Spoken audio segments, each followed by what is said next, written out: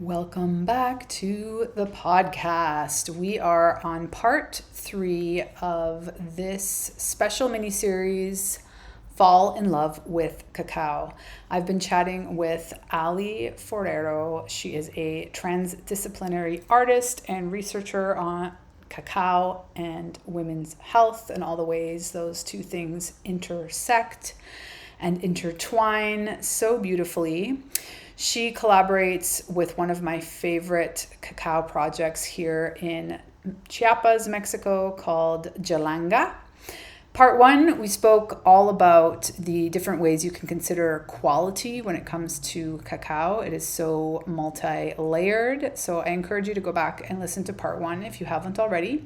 Part 2, we spoke about the health benefits of this incredible superfood with a special highlight on women's health during their menstrual cycle and all the intersections there.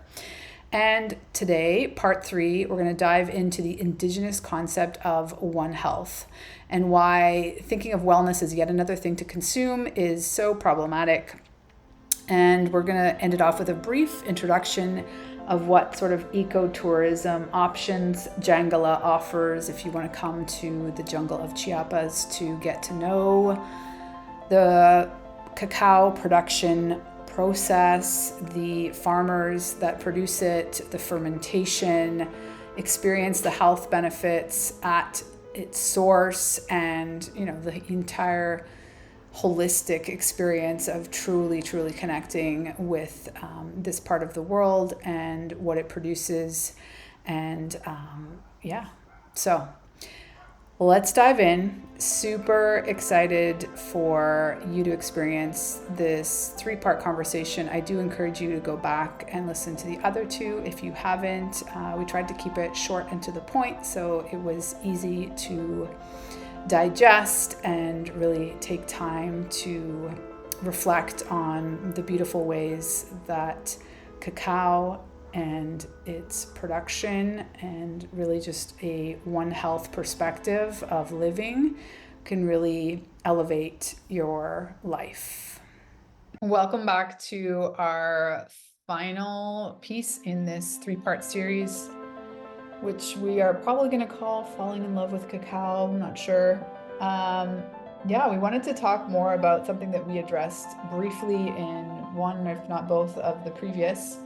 The first, we focused specifically on the project and all of the benefits of, understanding the multi-relational elements of producing something in general, but also something this special, this superfood that's, I would argue, even have spiritual elements. And then we talked specifically about the health benefits for women in the second. And this one, we're going to talk generally about this concept of One Health and bringing it back to its indigenous roots, but also how these principles are things that you can apply across the board to how you live, not just your experience with cacao, although that's a great place to start. So I'm back here with Ale. Thanks so much for hanging out with us, and share more about your perspective of One Health and the indigenous aspect or background. Thank you so much, Megan. Just to start with, I'd like to share that my background is on health. I'm a health practitioner. I actually studied dentistry.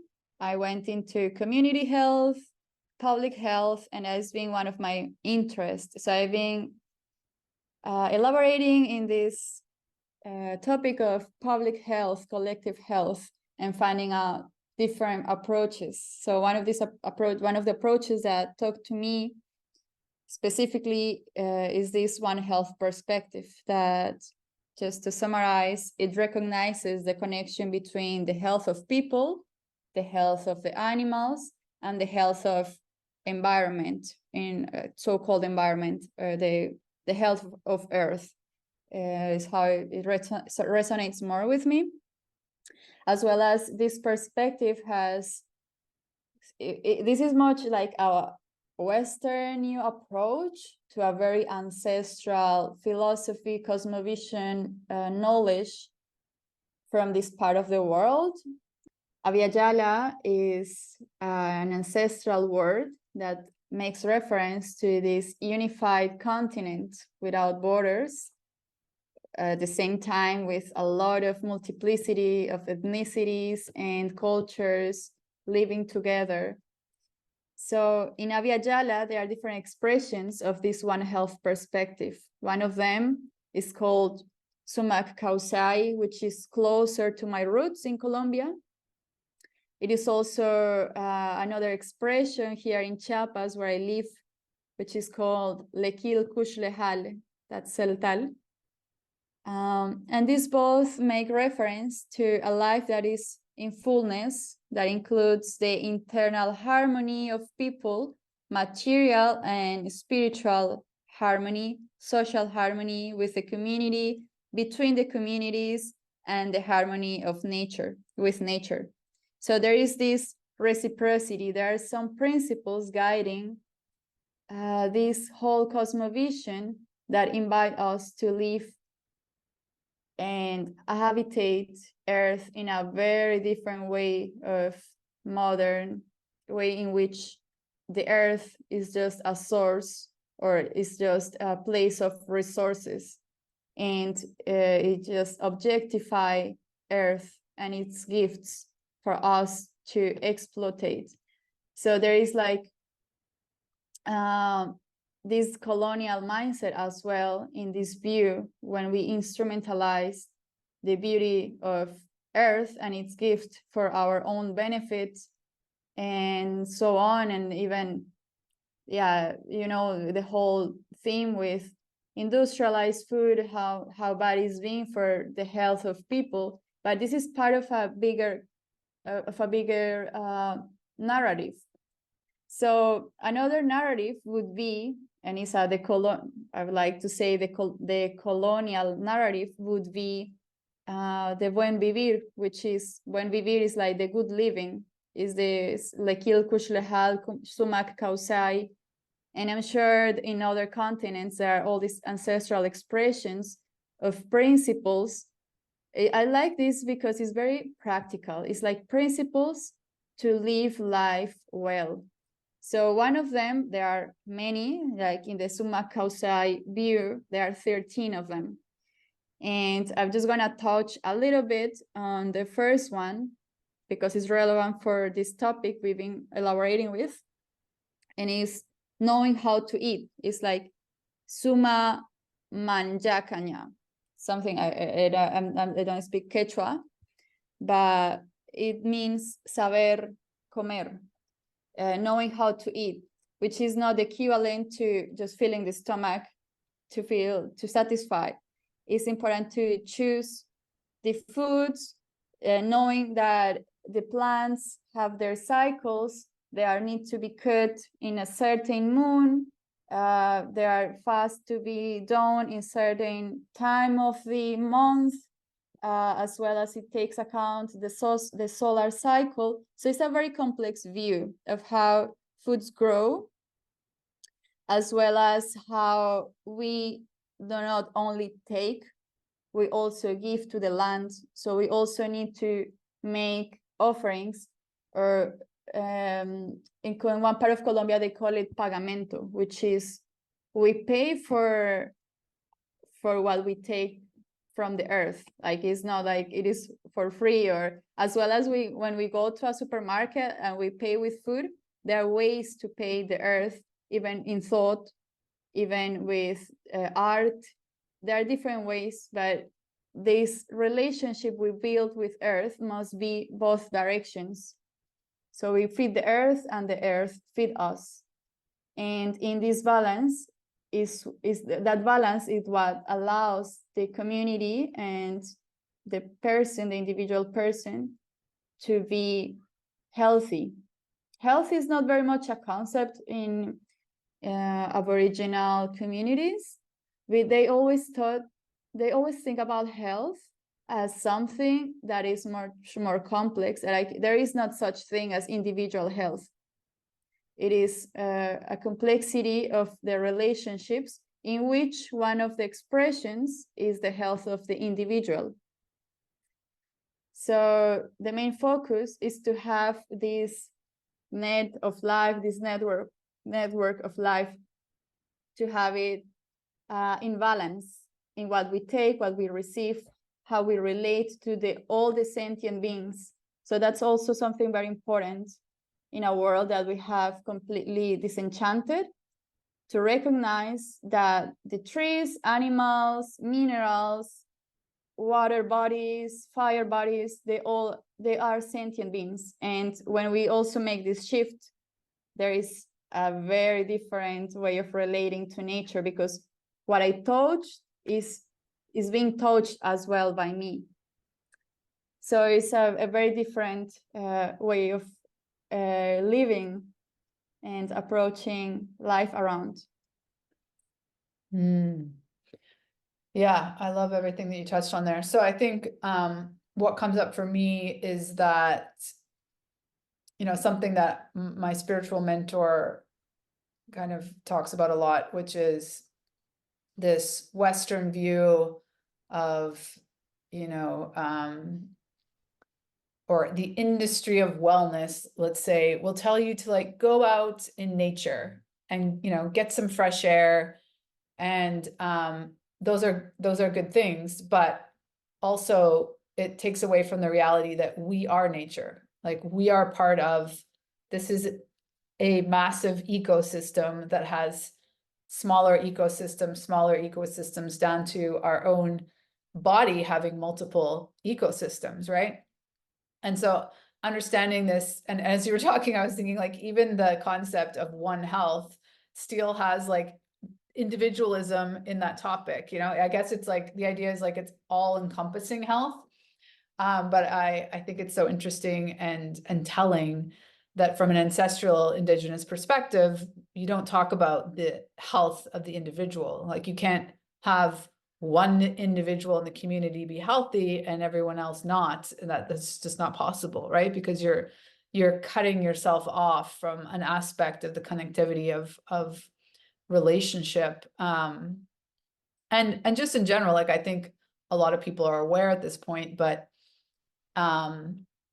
it's so valuable to spend time in these cultures, at the very least studying these cultures, understanding, the Western imperialism has really positioned a hierarchy of knowledge and wisdom on this planet that is extremely misguided. And we're, most of us are seeing the results of that now. There's just epidemic of so many things. Like let's just pick one: loneliness. The Surgeon General of the United States is focusing on loneliness as the number one problem in the United States specifically, and all of the ways that health affects the health of society when so many people, I don't remember what the statistics are, so I don't want to pull them out, but it's like a lot of people, and imagine how that's affecting young individuals even more, feeling lonely at some point in their day on a regular basis. This is like a very modern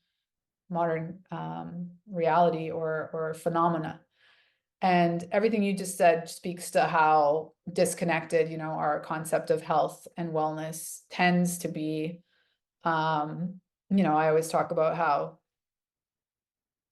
modern medicine wants you to think it's all about quick fixes, big pharma, take a pill, when in fact you got to where you are in terms of having a health issue over months, if not years, if not decades, of doing something that means that, or, doing something that's in some ways disconnected. So whether that's like eating things that actually don't make you feel great, they actually make you feel sick, but you've just developed tolerance in doing so over time, or whether it's isolating yourself from, friends and family, whether it's working too hard, not prioritizing sleep, like all of these things, sure, they might make you feel a little bit off after doing them once, but when you've done them for so long, it affects all of our systems and all of the ways that you're behaving become an aspect of your overall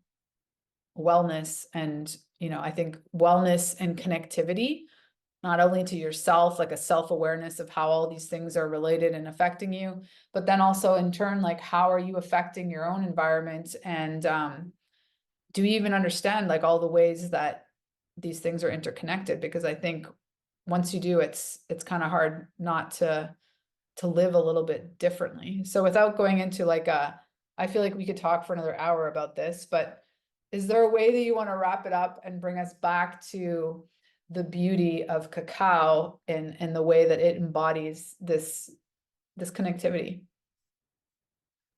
Yeah, totally. It talks to me a lot, this what you say about how holistic medicine has become something else to consume, and how much community-less we are in a modern world. I have approached to the ancestral view because I'm mestiza, and I have both ancestral blood as European and the whole history of our Latin American countries. And this topic of holistic medicine as something else to consume reminds me how also cacao has become as well in the healing industry, with all these cacao ceremonies in which sometimes there is not much awareness of where the cacao is coming from. So there are cacao ceremonies happening with cacao that comes from slavery conditions, from devastating nature, and so on. And that's a consequence of how much we don't have this systemic awareness, and how important it is to mind the origin, to think about the origin. So I think also that's why one is perhaps the main element of Jangala's philosophy is origin, where things come from and what was beyond, what was before, what's the story behind. And it also, with the origin topic, make me want to mention as well about there is something that is called the origin law. So we live in a society, a modern society, highly colonial, in which we disregard, in this what you were mentioning before, all the other type of wisdom and ways to be on earth. And one of them, from this ancestral view, is that there is already a law of nature, like there is a harmony, order in nature, which is the origin law. And I just wanted to wrap it up mentioning once again, why it is important to go and to search for the origin of everything we put in our bodies. Mm-hmm.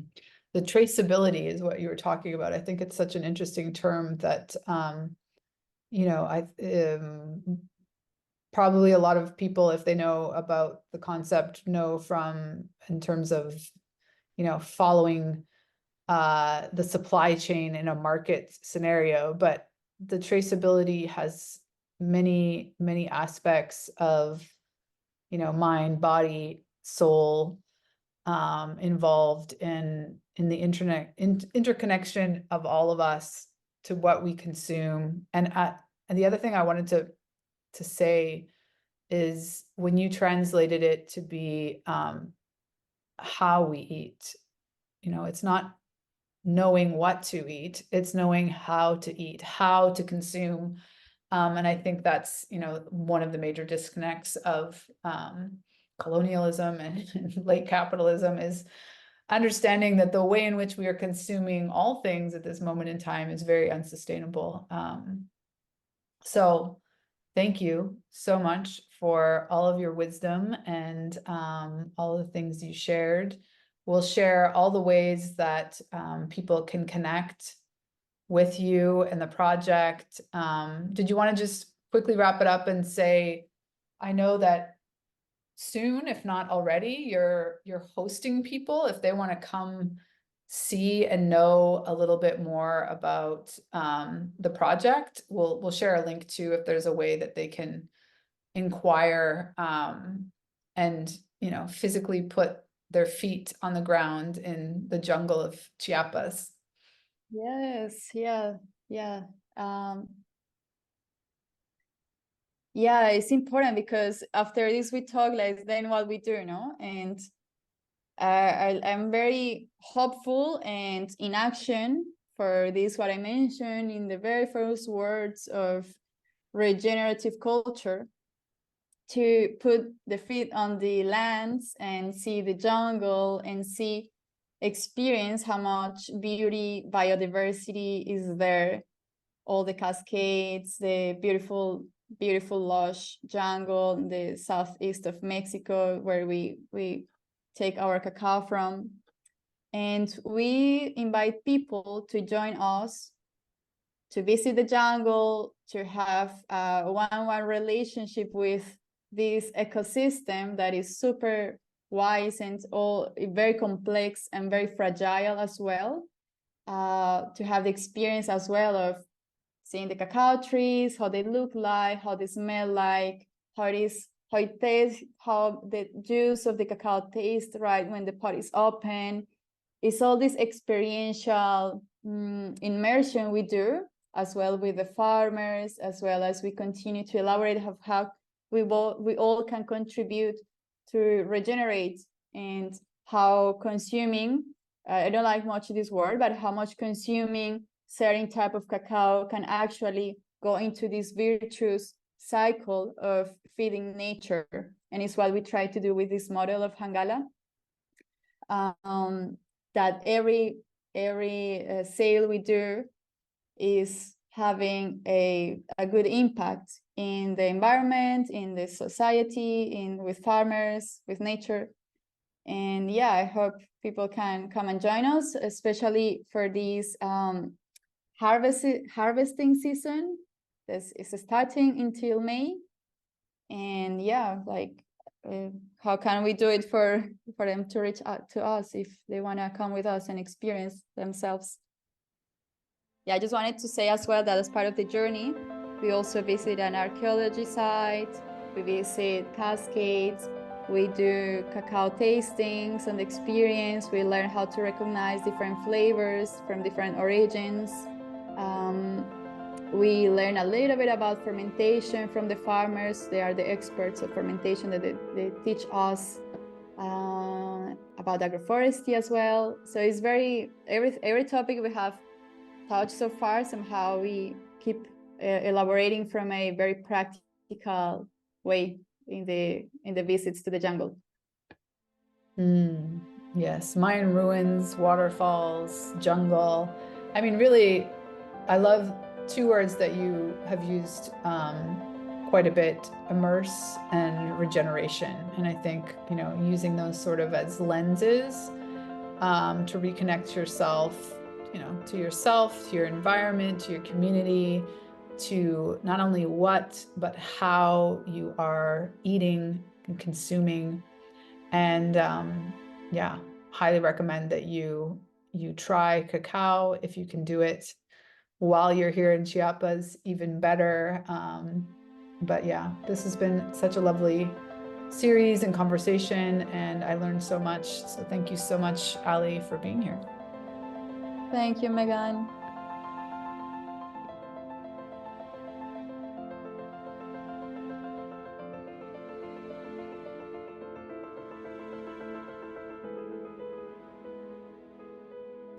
Hey there, one last thing I wanted to share with you. If you're enjoying this podcast, it would mean so much to me if you could rate and review it on your favorite podcast platform. It really does help us grow the show, and this being so important to me to get this message out to more women, to help them optimize their wellness and ultimately their lives. This is my mission, and I would greatly appreciate it if you could support the podcast by rating and reviewing. Thanks in advance. Have a good one.